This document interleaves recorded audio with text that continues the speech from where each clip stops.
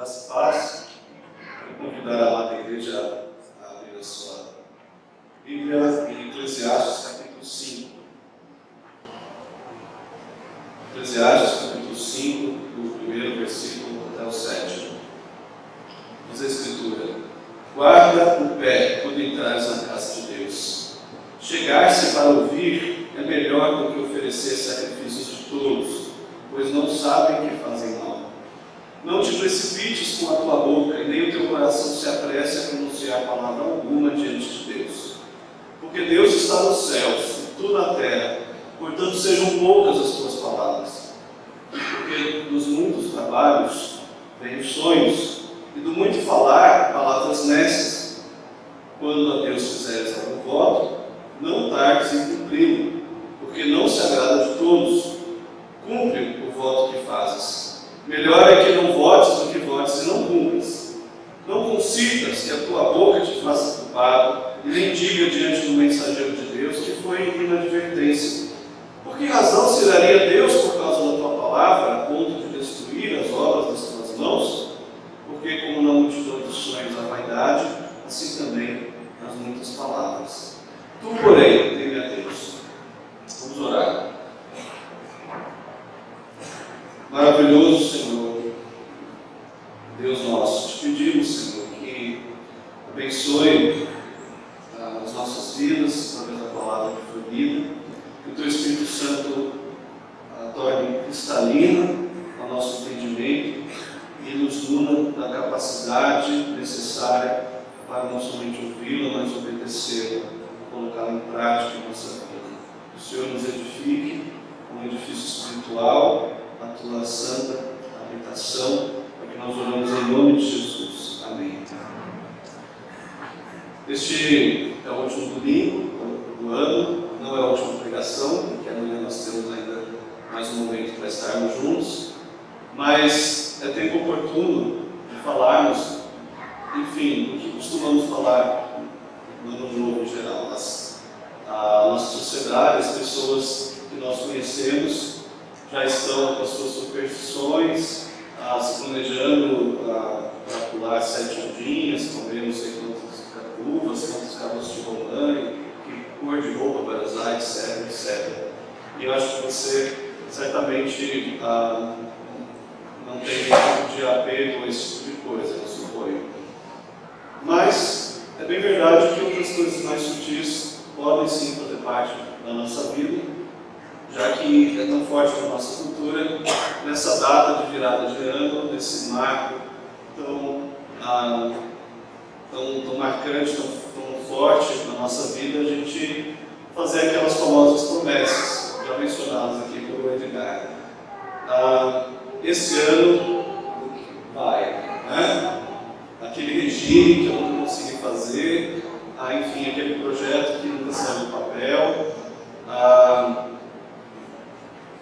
enfim, algum desvio de caráter que você tem lutado, e parece que todos nós nos fazemos ingênuos e acreditamos que já que a Terra está dando mais uma volta em torno do Sol, então finalmente tudo vai acontecer, tudo vai se acertar. Ora, obviamente isso não é sensato. Como acabamos de dizer, o ano novo nada mais é do que um movimento que a Terra faz em torno do Sol, marcando mais um ciclo das 4 estações que regem a natureza. Marcos, como o marco do ano novo, são importantes para nós, são importantes para os seres humanos, como aquelas plaquinhas que há na estrada, dizendo que você já andou 10, 100, 200 quilômetros, enfim. Só que marcos só servem para isso. Eles não mudam a trajetória, eles não fazem o caminho ter menos curvas, ou menos ou mais buracos, eles não vão garantir que você esteja indo em direção ao destino certo, ou que você chegue ou deixe de chegar. Eles são apenas referências, que são importantes para nós. Mas Deus que está no céu, é bom frisar, Ele é atemporal. Ele governa fora dessa esfera do tempo a qual todos nós estamos presos, de maneira que passado, presente e futuro para Ele é uma coisa só. Deus não precisa de marcos. Então, quando nós fazemos promessas baseadas em um marco de tempo, certamente para Deus soa como uma tolice. E nesta noite eu gostaria de trabalhar com vocês, baseado nessa passagem que nós lemos, o seguinte tema: como não ser um tolo na presença de Deus. Um detalhe importante, uma expressão importante nessa passagem é: guarda o teu pé quando entrares na casa de Deus. A ideia da casa de Deus é a ideia de estar na presença, estar diante de Deus.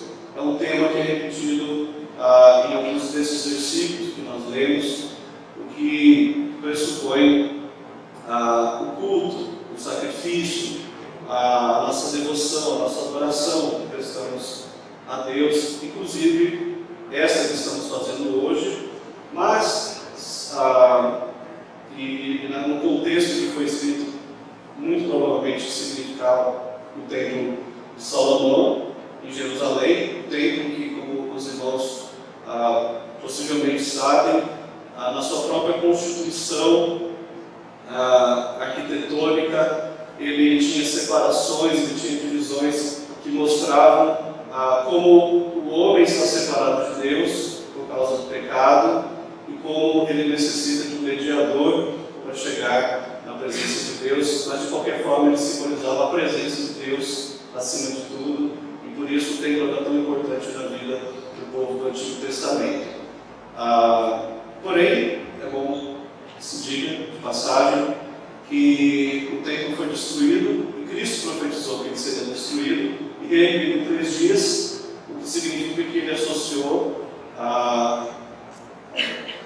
em definitivo que o templo nada mais era do que um tipo do que ele próprio seria, o próprio Deus conosco. A presença de Deus hoje se faz real no nosso meio através do Espírito de Cristo, e nós somos o templo do Espírito Santo, diz a palavra de Deus. Então, casa de Deus, nós estamos lendo agora há pouco, o verso dizia: Betel, aqui verei por teu favor.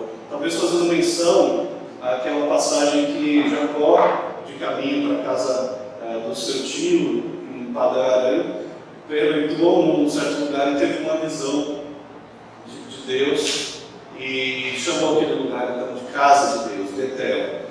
De fato, Betel, aqui veremos, não aqui nesse templo físico, mas veremos onde quer que Deus se revele, ou seja, na vida de todo aquele que possui o Espírito Santo. Fechando esse parênteses, meus irmãos, o texto ele enfatiza bastante isso. Nós estamos na presença de Deus. Há situações que nós estaremos de forma proposital na frente de Deus para oferecer um culto formal a Ele. E a pergunta que o texto nos faz aqui repetir e procurar respostas é: como não ser tolo quando estivermos na presença de Deus? Este texto nos dá uma série de indicações sábias. É um texto de sabedoria da Escritura, e eu agrupei ela em 3 principais categorias. A primeira delas está no versículo 1. Guarda o teu pé quando entrares na casa de Deus. Guarda o teu pé já é uma advertência. Guardar o pé significa mais ou menos o seguinte: veja bem onde e como pisa o teu pé. Olha onde você pisa e como. Vocês devem se recordar da passagem de Moisés chegando para ver aquela sarça que ardia, mas não se consumia, e era Deus na sarça e disse para ele: tira as sandálias dos teus pés, porque o lugar onde está é santo. A cultura oriental tinha esse costume de tirar os calçados sempre que você adentrava um lugar considerado santo. Então a ideia aqui é essa: tenha atenção onde você coloca o seu pé. Quando você estiver diante de Deus, lembre-se de que ele requer que a procedemos com cautela, com reverência, com santo temor. E a primeira orientação é que você não seja tolo quando estiver na presença de Deus. Aí está nesse mesmo versículo: chegar-se para ouvir é melhor do que oferecer sacrifícios de tolos, pois não sabem que fazem mal. A primeira recomendação aqui é: priorize obedecer. Priorize obedecer. Onde é que está isso na passagem, pastor? A palavra ouvir. A palavra ouvir,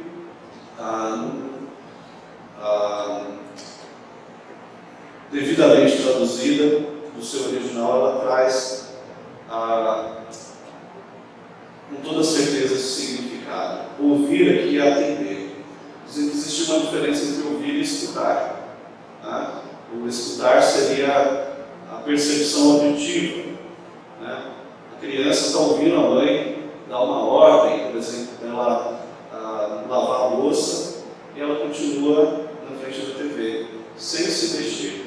Ela escutou, mas ela não ouviu, porque ouvir implicaria, né, se levantar do sofá e obedecer. Então, o texto está falando de ouvir nesse sentido. Ouvir, ou chegar-se para ouvir, é melhor do que oferecer sacrifícios tolos. Ou seja, já bastaria a gente dizer assim: olha, a melhor coisa que nós podemos fazer na adoração a Deus é sentar nesses bancos e ouvir a pregação. A pregação é a coisa mais sublime do nosso encontro público com Deus, do nosso encontro de comunhão. Sim, mas não é só isso. Sempre que a Bíblia ela é apresentada como palavra de Deus, e ela é a palavra de Deus, a implicação de obedecer vem acompanhada, sempre, sempre.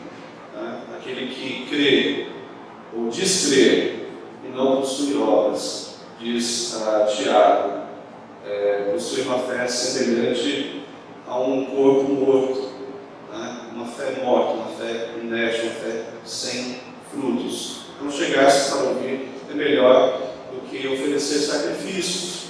No caso aqui, a palavra sacrifício é uma palavra que, com a permissão de vocês, vou mencioná-la, zavá, uma palavra hebraica que diferencia esse sacrifício do outro mais conhecido como holocausto. O holocausto era o sacrifício que era totalmente queimado. Já o sacrifício que em hebraico se chama zavá, era um sacrifício que a pessoa oferecia e depois ela participava comendo também daquela carne. Como o cordeiro da Páscoa, por exemplo. Era um sacrifício, mas ele era comido. O que acontece na prática é que muitas vezes em que este sacrifício era oferecido, ele depois culminava numa festa. Ia ter comida, então tinha festa também. E essas festas, não raramente, degeneravam para, enfim, uma festa não muito alinhada com os princípios religiosos que ela deveria simbolizar. Então, o que, de certa forma, está embutido no sentido desse versículo é que muitas pessoas tolas, nécias, ineptas, apresentavam sacrifícios, mas aquele sacrifício não era um ato genuíno de adoração a Deus. Era talvez para cumprir um ritual, e de quebra era um ritual muito prazeroso, porque ia ter comida, ia ter festa, e muitas vezes até um tipo de abuso desta festa, desse ritual. Eu vim recentemente de uma cidade que tinha uma grande manifestação religiosa, que é a cidade de Trindade, em Goiás, tem a Romaria do Divino Pai Eterno. Ela fica cerca de 20 quilômetros de Goiânia e tem uma passarela onde as pessoas fazem a Romaria a pé de Goiânia para lá, né? E tem também essas passarelas em outras entradas e saídas de Trindade. Na semana da festa é muito fácil você ver as pessoas já saindo de Goiânia com uma garrafa de pinga ou uma lata de cerveja na mão, indo para a festa religiosa, né? E o que significa que talvez não tenha muito de religioso nela, mas de festa com certeza tem, né? No tempo em que os sacrifícios eram feitos em Jerusalém, muitas pessoas possivelmente faziam a mesma coisa, tinha o mesmo tipo de comportamento, né? Isso que era uma religião boa, né? Se servir na mente dessas pessoas. A Bíblia chama essas pessoas de tolas, porque elas não sabem que fazem mal, ou seja, elas estão fazendo algo completamente pernicioso e são ignorantes quanto a isso. Elas não têm noção do quanto elas estão sendo ímpias na presença de Deus. Então, a Bíblia chama essas pessoas de tolas, de irresponsáveis. Então, vocês devem se recordar também da afirmação de Samuel a Saul, né, que o nosso Deus, ele não se agrada tanto dos sacrifícios quanto que se obedeça a sua palavra. Então, quando você adorar a Deus, seja no culto público, seja com a sua vida, com as suas palavras, com as suas obras, lembre-se que, em primeiro lugar, a adoração a Deus implica obediência, muito menos do que sacrifícios ou manifestações exteriores e visíveis da sua pretensa piedade. Em segundo lugar, já no versículo 2, o texto nos dá uma segunda orientação, né, sobre como não ser tolo na presença de Deus.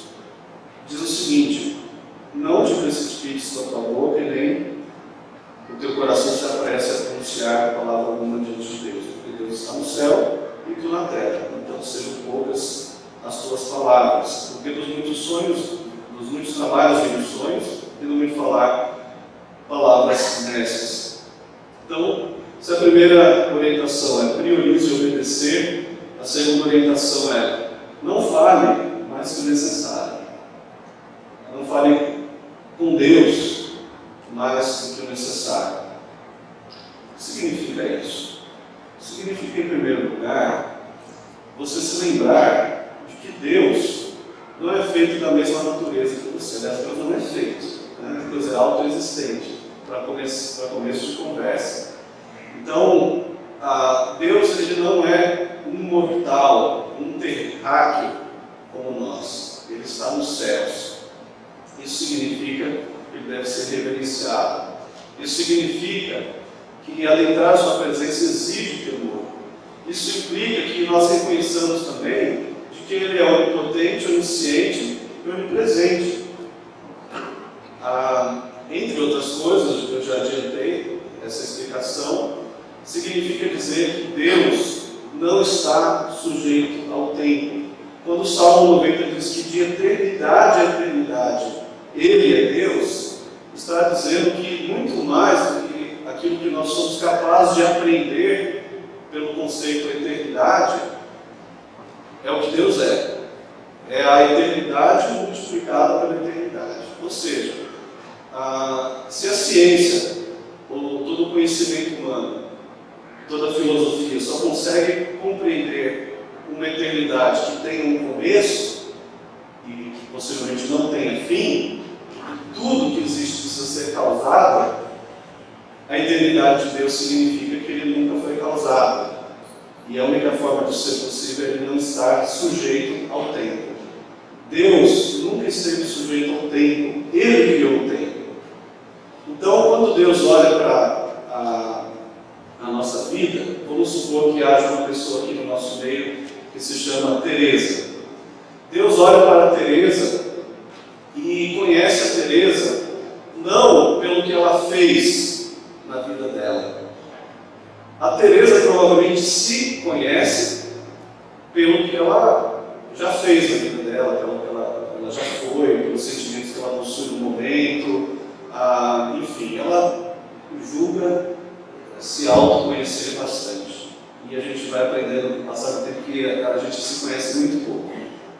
O coração humano é enganoso. Mas Deus conhece a Teresa pelo que ela foi, pelo que ela é, pelo que ela será. E conhece ela como um só, né? Como uma só pessoa. Fica aqui o desafio para um outro dia, a gente discutir numa aula de escola dominical, como pode ser possível, então, alguém que Deus amou perder a salvação, né? Já que Deus te amou, não pelo que você é, mas apesar do que você é, contando quem você será um dia. Esse é o nosso Deus. Fecha aqui o desafio, né? Fica para outro dia, mas esse é o nosso Deus. Ele tem um conhecimento de tudo a respeito de todas as coisas. A onisciência dele contempla justamente a atemporalidade, porque ele está olhando essa prisão, esse túnel, que é a sucessão de segundos, um após os outros. Ele olha isso de fora. Nós estamos presos a isso, mas Deus está olhando isso de fora. Ele vê tudo como um todo. Ele preenche tudo, em todo lugar, em todos os espaços, em todas as eras. Enfim, a dimensão de Deus é muito maior do que a gente pode imaginar. E quando o pregador diz aqui, Deus está nos céus, ele está simplesmente dizendo, então, olha lá o que você vai dizer para Deus, porque Deus já sabe. Antes que você abra a sua boca, ele já sabe. Talvez você faça conjecturas, talvez você faça promessas, talvez você faça inclusive votos a Deus, e Deus já sabe, antes de você fazer o voto, se você vai cumprir ou não. Ele sabe não só aquilo que você demonstra através do seu comportamento, mas ele sabe qual é a motivação do seu coração. Ele sabe quando você fala bonito na frente da igreja e aí, na verdade, o seu coração está corrompido por dentro.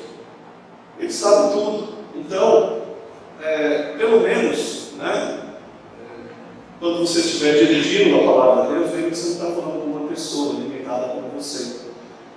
Não fale a Deus mais do que o necessário.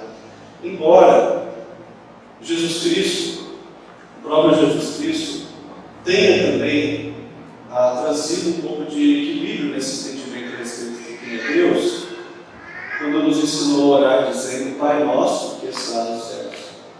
Porque, embora esteja no céu, né, e seja transcendente, portanto muito além do nosso alcance, compreensão e digno de uma reverência e santo temor incalculáveis, ao mesmo tempo ele é um Deus imanente, conforme nós cantamos hoje, apesar dessa glória que tens, tu te importas comigo também, ou seja, ele também é o nosso Pai. Ele está nos céus, mas é o nosso Pai. Jesus Cristo nos ensinou isso. Reverência, mas ao mesmo tempo proximidade, né? Envolvimento, imanência. O versículo 4 dá um sentido mais prático para essa afirmação. Muito trabalho, diz aqui, dos muitos trabalhos vem os sonhos. Tem uma cadência nessa frase aqui no versículo 4. A ideia que eu interpretei foi a seguinte: quando você tem muito trabalho, ou está envolvido em muitas responsabilidades, você está com a mente muito acelerada. Então você para orar e conversar com Deus, mas você não consegue, porque lhe falta concentração. A ideia aqui dos sonhos, o seu pensamento fica vagueando, né? Às vezes uma pessoa está conversando com você aqui e a sua mente está em outro lugar. Aquele olhar, né, para o horizonte, né, que muitas vezes a gente vê nas pessoas que não estão prestando atenção no que a gente fala, né? Só que muitas vezes a gente é assim com Deus também. A gente está aqui orando, participando do culto, e a mente está longe, porque a gente está muito ocupado, a gente está muito envolvido em muitas preocupações e responsabilidades. A consequência desse excesso de envolvimento nas coisas temporais, em detrimento das coisas espirituais, é que a gente ora falando coisa demais, falando abobrinha, como se diz popularmente. Como a gente não se concentra, a gente repete coisas aprendidas mecanicamente, fala as coisas sem pensar, ou exagera um pouco no tom das nossas palavras. Às vezes a gente chega até a blasfemar, né, murmurando, ou, enfim, sendo ingratos para com Deus. Enfim, quantos de nós pode dizer que jamais fez isso? E aí o resultado final é que nós dizemos palavras nécias diante de Deus. Então, nós devemos ter cuidado com o que dizemos a Deus. Nós devemos meditar nas nossas palavras. Nós devemos nos apropriar mais daquilo que o apóstolo João diz na primeira epístola, capítulo 5, versículo 14. Abre aspas. Esta é a confiança que temos para com Ele, que se pedirmos alguma coisa segundo a sua vontade, Ele nos ouve. Então, orar não é simplesmente despejar palavras na presença de Deus, é conhecer a sua vontade e orar com propriedade. Há uma passagem linda, que eu não vou ler aqui porque ela é um pouco extensa, mas eu te desafio a fazê-lo, que está lá em Atos capítulo 4, quando os discípulos começam a enfrentar perseguições, então eles se reúnem e passam a orar a Deus.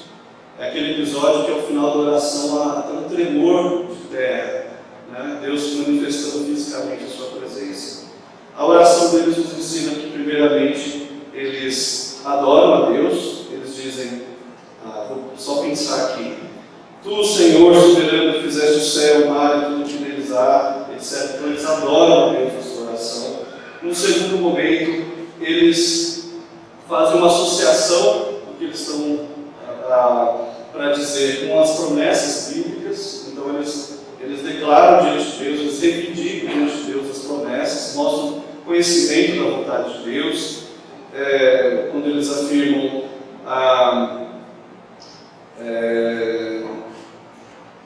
disseste por intermédio de Davi, nosso pai, porque se enfurecem os gentios e os povos imaginaram coisas vanas, etc, etc, etc. E finalmente eles fazem um único pedido, que era, no caso, concede aos teus servos que anunciam toda a inteligência da tua palavra, enquanto estendes as mãos para fazer curas, sinais e prodígios, por intermédio do nome do teu santo servo Jesus. Então, um modelo de oração para você meditar na sua casa, Atos capítulo 4. Então, não fale a Deus mais que o necessário. Fale com propriedade. Fale baseado na palavra. Fale com conhecimento da vontade de Deus. Medite naquilo que você vai falar diante de Deus e faça isso com alegria e confiança, porque a Bíblia nos promete que aquilo que pedimos segundo a sua vontade, Ele nos ouve. E essa confiança faz com que a gente peça com ousadia, intrepidez, com alegria, na certeza de que receberemos. Finalmente, a palavra nos dá uma terceira orientação sobre como não ser um tolo na presença de Deus. Além de priorizar a obediência em detrimento de sacrifícios. Além de não falar mais que o necessário, mas falar com propriedade. A terceira orientação é: cumpra os votos ou não vote. Você não é obrigado a votar. O voto é uma expressão de fé voluntária. Mas se você votar, cumpra. Ok? Cumpra os votos que você faz a Deus.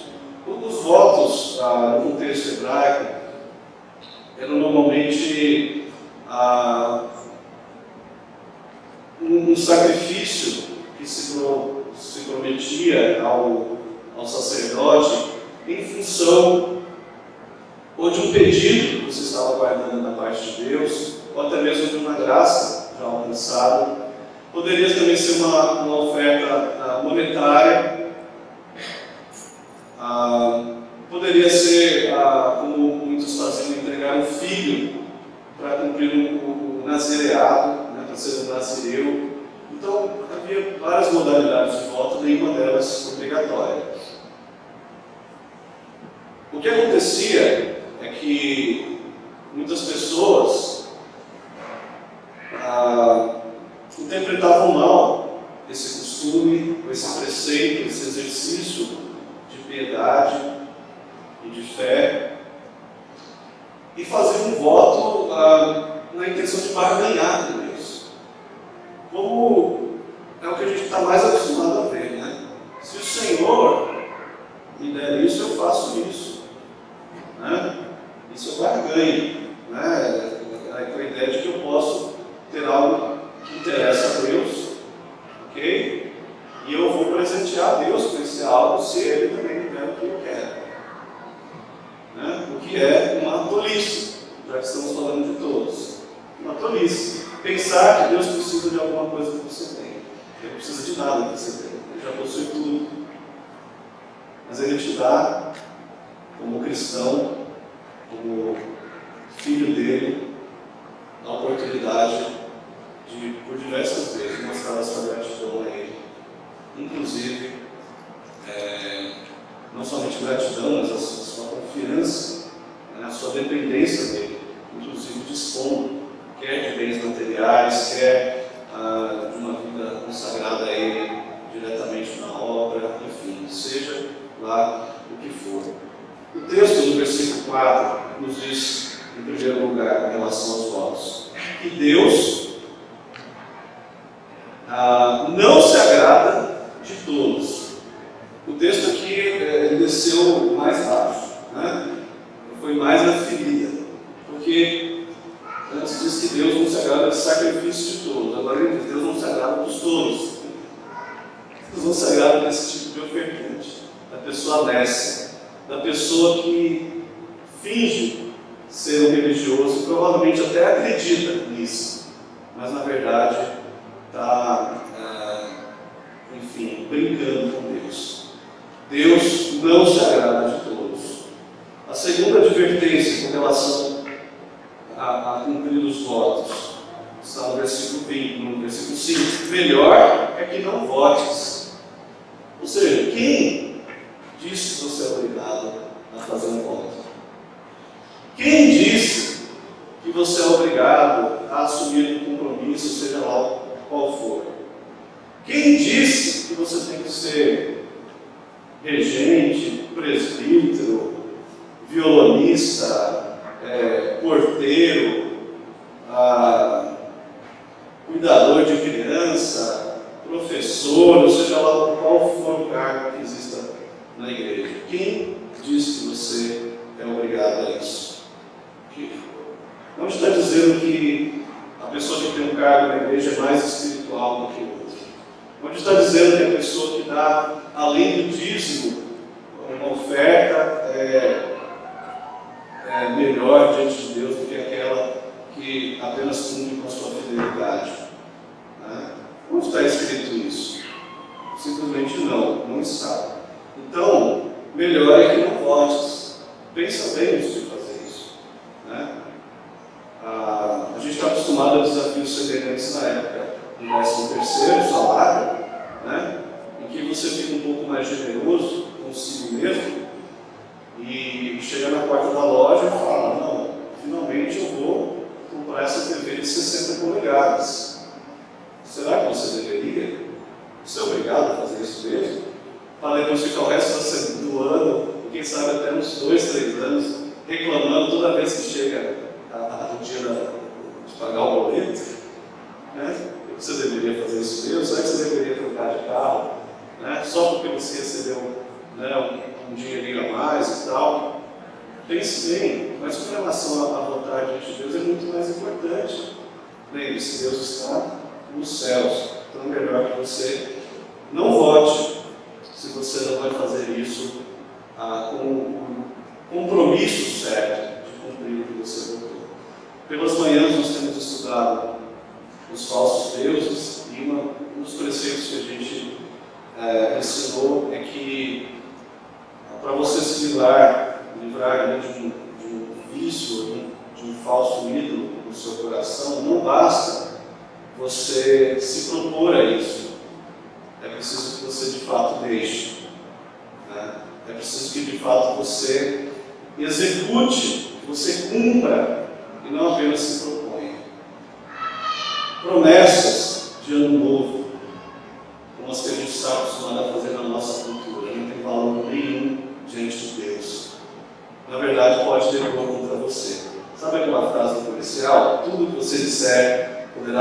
sábado para você no tribunal, é a mesma coisa.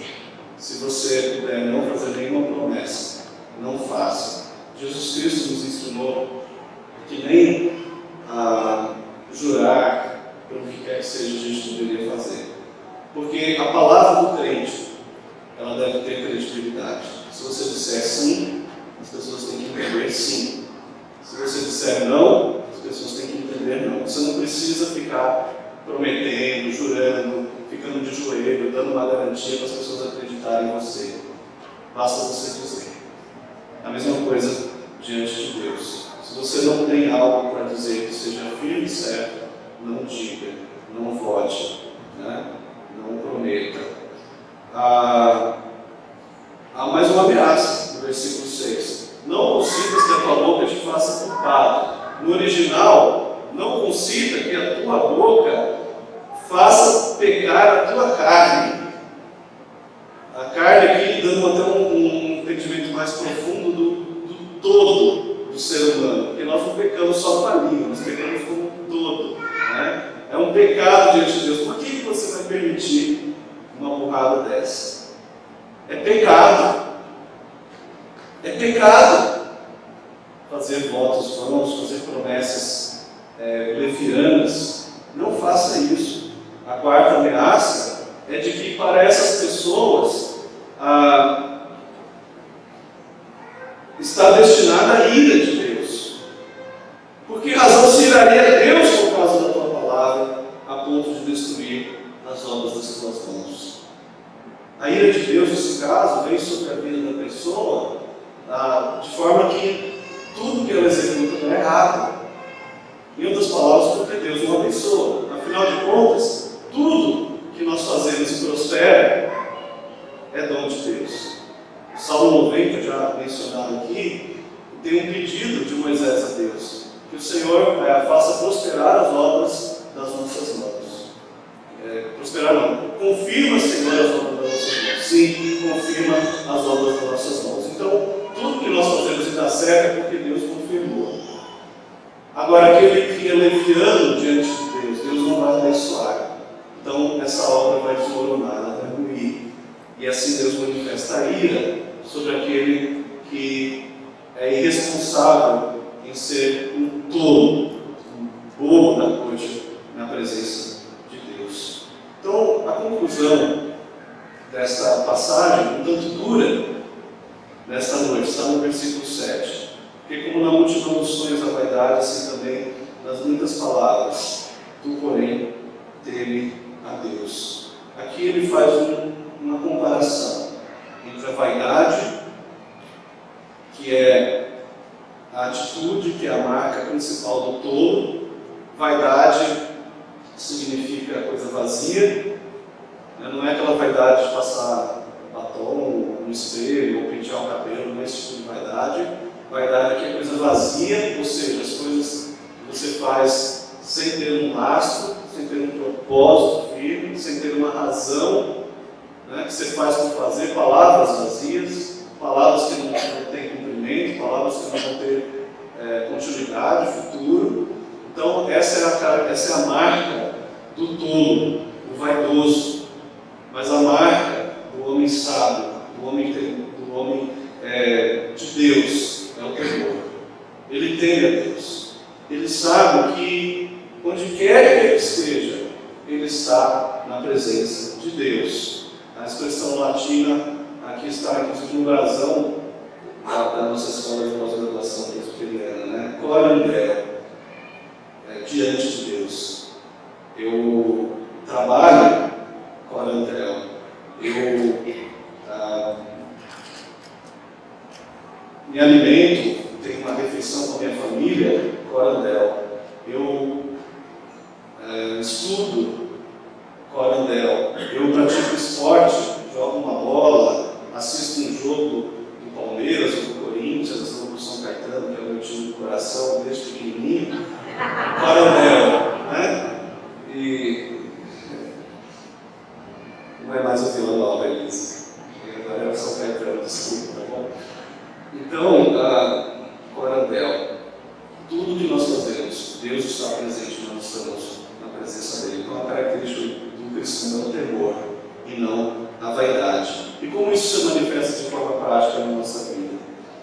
Primeiramente, eu gostaria de pontuar que o que importa para Deus não é o que você faz, é o que você é. Nós temos, parece que, uma imensa necessidade de mostrar serviço, né? De termos 1000 atividades na igreja, em casa, na frente das pessoas. A gente quer mostrar que a gente realizou uma série de metas, que a gente, enfim, deu duro e tal. Tem gente que se orgulha de chegar tarde em casa, porque passa a impressão de que é um cara super trabalhador e tal, que dá o duro, que rala. Isso não tem valor nenhum diante de Deus. Jesus Cristo nos diz lá em Mateus 7,18 que não pode a árvore boa produzir frutos maus e a árvore má produzir frutos bons. Então, o que interessa é que tipo de árvore você é. Por isso que Jesus Cristo não propôs um caminho de obras para a salvação, mas ele próprio cumpriu a justiça de Deus e enviou o seu Espírito para nos conceder um novo nascimento. E ele explicou para Nicodemos que esse novo nascimento é como o vento. Deus o escolhe, onde Ele quer e como Ele quer. Então, é importante que a gente, diante de Deus, se preocupe com as motivações do nosso coração e não em palavras vazias ou em atitudes apenas para os outros acharem que nós somos crentes. Que o nosso coração seja desnudado na presença de Deus. E, para finalizar, eu gostaria de mencionar um versículo conhecido dos irmãos, muito lido nas cerimônias de Ano Novo, que é 1 Samuel 7,12. Tomou então Samuel uma pedra e pôs entre Mispa e Sem, e lhe chamou Ebenezer, e disse: até aqui nos ajudou o Senhor. Depois de ter orado, suplicado, oferecido sacrifícios ao Senhor, Deus deu a vitória a Israel debaixo da liderança de Samuel contra os filisteus. E Samuel tomou uma pedra e erigiu, né, aquela pedra como um marco, por falar em marcos, né, e chamou aquela pedra de Ebenezer, que significa pedra de ajuda. Ou seja, aquela pedra simbolizaria para aquele povo, sempre que eles passassem ali, que era Deus que tinha ajudado eles para conquistar aquela vitória.